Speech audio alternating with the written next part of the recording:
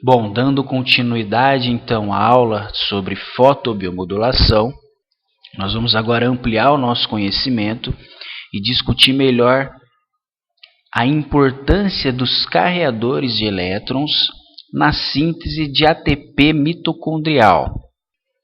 Embora essa não seja a única via para a síntese de ATP, ela é a mais eficiente.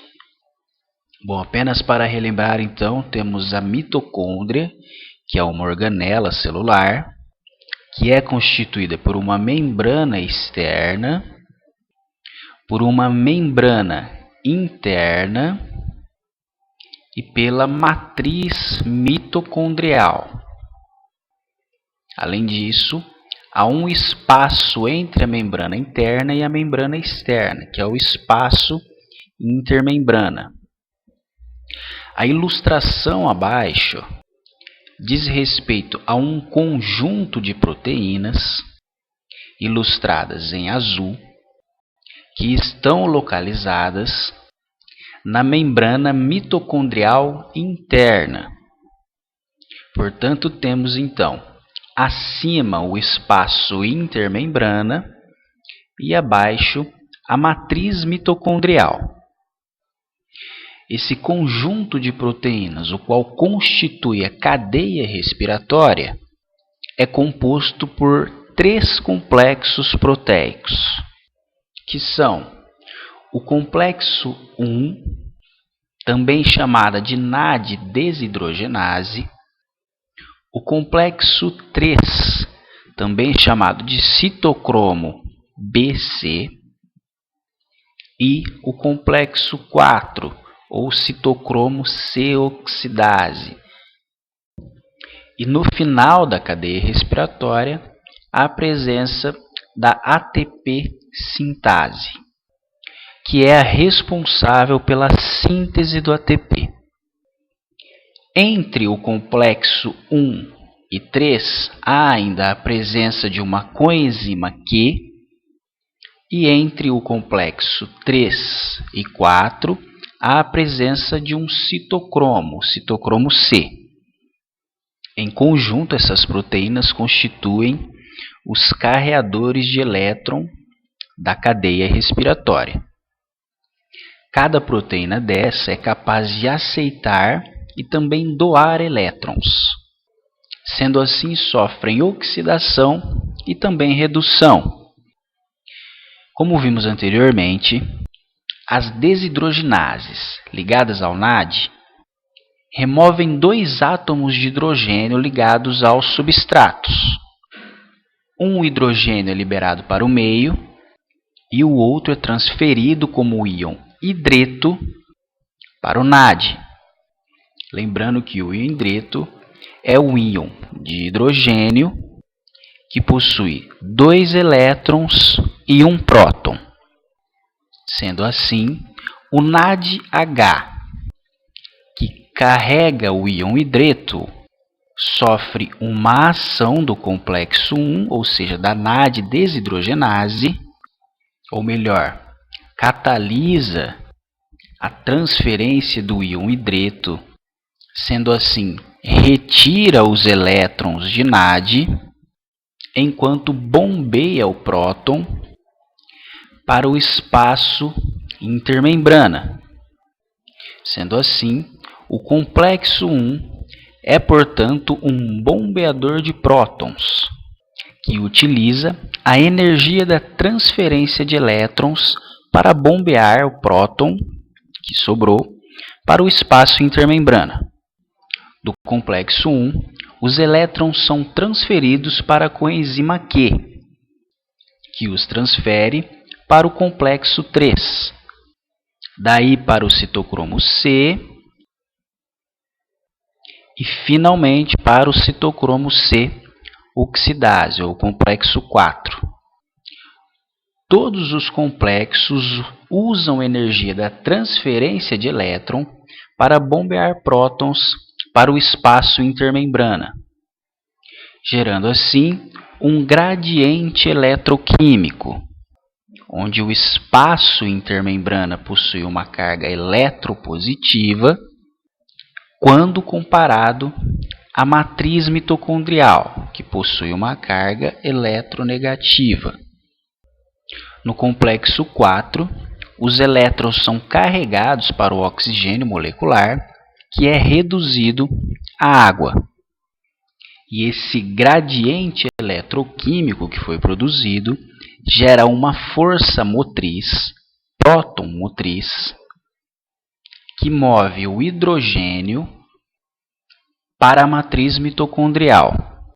Esse hidrogênio passa pelo poro da ATP sintase, que impulsiona um movimento rotacional, que é usada pela ATP sintase para ligar ADP a um fosfato inorgânico, gerando então o ATP.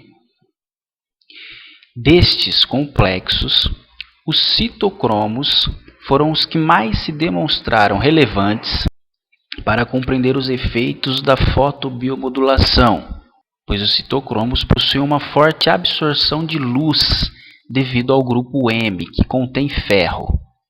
Vamos então compreender melhor como é o funcionamento do complexo 4 da cadeia respiratória, ou do citocromo C oxidase. Bom, o complexo possui 3 subunidades que são essenciais: a subunidade 1, a subunidade 2 e a subunidade 3. A subunidade 2 possui 2 íons cobre em um centro binocular, ou melhor, binuclear. Temos então CuA, ou cobre A. A subunidade 1 contém 2 grupos M, Ma e Ma3. Além dos 2 grupos M, a subunidade 1 ainda possui um íon cobre no centro binuclear. Temos então Cub, ou cobre B. A transferência de elétrons pelo complexo 4 dá-se por meio do citocromo C, que ao receber do complexo 3, os transfere para o complexo 4, formando assim o complexo citocromo C oxidase. O citocromo C transfere os elétrons para o centro cobre A, na subunidade 2, que os transfere para Ma e depois para o centro de Ma3, cobre B, que finalmente reduz o oxigênio molecular em H2O, em água, enquanto bombeia prótons para o espaço intermembrana. Sendo assim, as principais possibilidades em relação aos mecanismos primários da ação da luz no citocromo C oxidase pode ocorrer por meio de 4 hipóteses, envolvendo uma alteração na velocidade de aceleração da transferência de elétrons, na geração de oxigênio molecular, na produção aumentada de espécies reativas de oxigênio e no aquecimento do cromóforo do complexo 4, ou do citocromo C oxidase. Lembrando que a magnitude dos efeitos biomodulatórios irão depender do comprimento de onda, da dose, da densidade de potência, da frequência de tratamento, do tempo de exposição, da radiação laser, da fase ou tipo da lesão e também da especificidade de absorção do cromóforo. Alguns dos mecanismos moleculares envolvidos na biomodulação já estão bem definidos por meio da literatura científica. Na sequência, nós vamos discutir algumas das principais hipóteses moleculares envolvidas nestes processos. Bom, sabendo que os mecanismos moleculares primários envolvem a citocromo C oxidase, ou seja, o complexo 4, temos então uma ação modulatória sobre a cadeia respiratória, o qual é responsável, dentre outras funções, pela síntese de ATP. As pesquisas têm demonstrado que as radiações eletromagnéticas, especialmente as visíveis e de baixa intensidade, parecem influenciar no aumento da quantidade de mitocôndrias. Além disso, parecem interferir a velocidade de transporte de elétrons pela cadeia respiratória, o que tem demonstrado aumentar a síntese de ATP. O ATP sintetizado é então transferido para o meio extramitocondrial, ou seja, para o citossol celular, por meio de um transportador mitocondrial, que é a translocase ADP-ATP, que é um antiporte que bombeia ATP para o citossol, enquanto bombeia ADP para a matriz mitocondrial. E deste modo, o ATP pode ser utilizado como a principal moeda energética da célula, assim como o ATP pode ser convertido por meio da enzima presente na membrana celular, a adenilato ciclase. Ele pode ser convertido em AMP cíclico.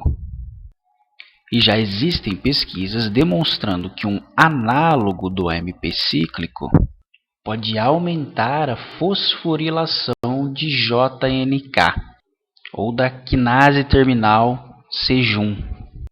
A JNK é um membro importante da família das proteínas ativadas por mitógenos, que está envolvida na sinalização intracelular da inflamação.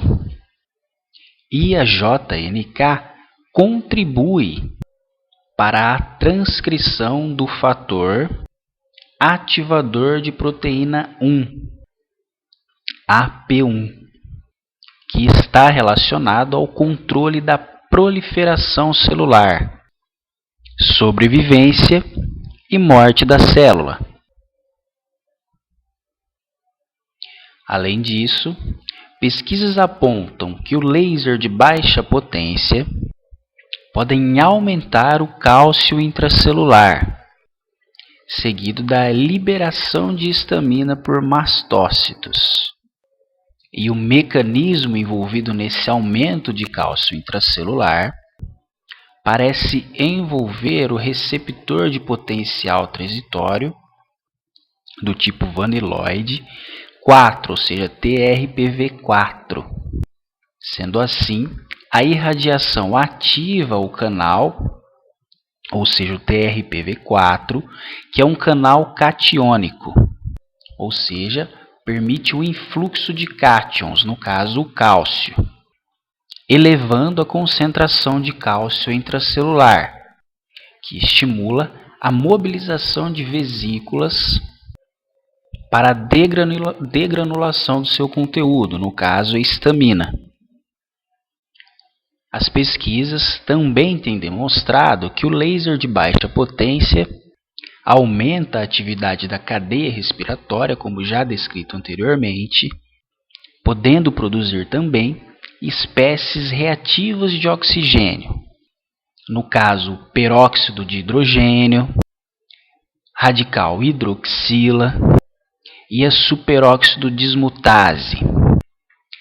Essa quantidade aumentada de espécies reativas de oxigênio leva a um estresse oxidativo, o que resulta na ativação de vários fatores de transcrição. E esses fatores possuem influência sobre o ciclo celular, ou seja, proliferação, sobrevivência e morte celular. Além disso, o estresse oxidativo pode alterar o potencial de membrana mitocondrial gerado pelas bombas de prótons. E essa alteração da permeabilidade mitocondrial, associada à ativação das caspases, uma classe de enzimas que decompõem outras proteínas celulares, podem levar a célula ao processo de apoptose, ou seja, ao processo de morte celular. Lembrando que todos esses eventos dependem de uma série de fatores ou uma série de variáveis. Na próxima aula nós vamos discutir mais pesquisas e ver o que elas dizem sobre a aplicação do laser em vários tipos de tecido, endotelial, muscular, tendíneo, dentre outros. Essa aula foi elaborada por meio das seguintes referências bibliográficas.